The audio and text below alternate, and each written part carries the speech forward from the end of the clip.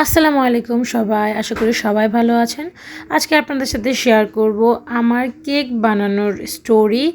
আমি এর আগে অনেকবার কেক বানিয়েছি, কেন জানি আমার কেক হয়নি। তো এই ভিডিওটা আমি আপনাদের সাথে শেয়ার করতে চাচ্ছি। আর এর আগে আমি একটা কেক বানিয়েছিলাম, সেটারও কেক হয়েছে বাট ভালো হয়নি অতটা। আমি কেন জানি কেক বানাতে পারি না, আর আমার মেয়ে কেক খুব পছন্দ করে, তাই এখন ট্রাই করছি কেক ভালো করে বানানোর জন্য।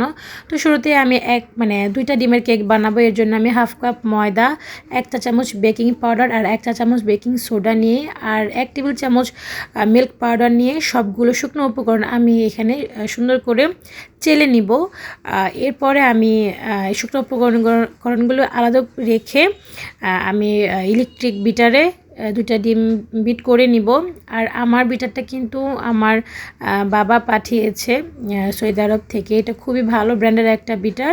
এই বিটারটা দিয়ে এর আগে আমি অনেক কাজ করেছি, পুডিং বানিয়েছি। বাবা যখন পাঠিয়েছে তারপরে আমি দুবার কেক বানিয়েছি আর কয়েকবার পুডিং বানিয়েছি, তো ওইভাবে আসলে শেয়ার করা হয়নি। তো এখন আসলে কেক বানানোর প্রস্তুতি নিচ্ছি, যে না এখন আসলে সপ্তাহে একটা কেক বানাবো, কারণ মেয়ে খুব পছন্দ করে, তাই আমার এই কেক বানানোর চেষ্টা। আর আমি কেক বানানোর অনেক রেসিপি দেখেছি ইউটিউবে। এরপর আমার এক কাজিনকেও জিজ্ঞেস করেছিলাম কিভাবে বানায়, ও বলল সব কিছু মিলেই আসলে শুরু করে দিলাম কেক বানানো। তো এখানে আমি দুটা ডিমের সাথে একটু একটু করে চিনি দিয়ে কিন্তু কেকটা সুন্দর করে বিট করে নিচ্ছি, একটু ফোম টাইপ করে। তারপর যখন একটু ফোম টাইপ হয়ে যাবে, তো তখন আমার এটা বিট করা শেষ হয়ে যাবে। এরপর ভ্যানিলা এসেন্সও দিলাম। ভ্যানিলা এসেন্স আমি 1 চা চামচ দিয়েছি।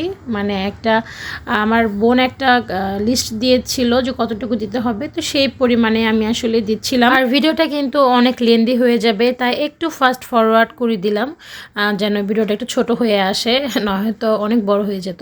এরপর আমি 1 টেবিল চামচ সয়াবিন তেলও অ্যাড করলাম এর মধ্যে। তারপর খুব ভালো করে আবার বিট করে নিচ্ছি।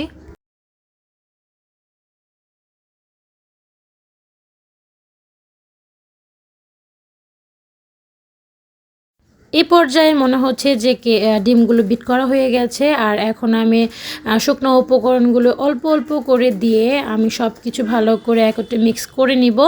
তো মিক্স শেষ হয়ে গেলে এরপরে আমি 1 পাউন্ডের যে মোল্ড, সেই মোল্ডে আমি কেকটা বেক করব।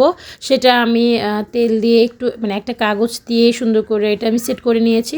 তো এটা এখন আমার মিক্স হয়ে গেলে দেন আমি স্প্যাচুলার সাহায্যে সব কিছু বাটি থেকে ঢেলে আমি মোল্ডে দিয়ে দিব।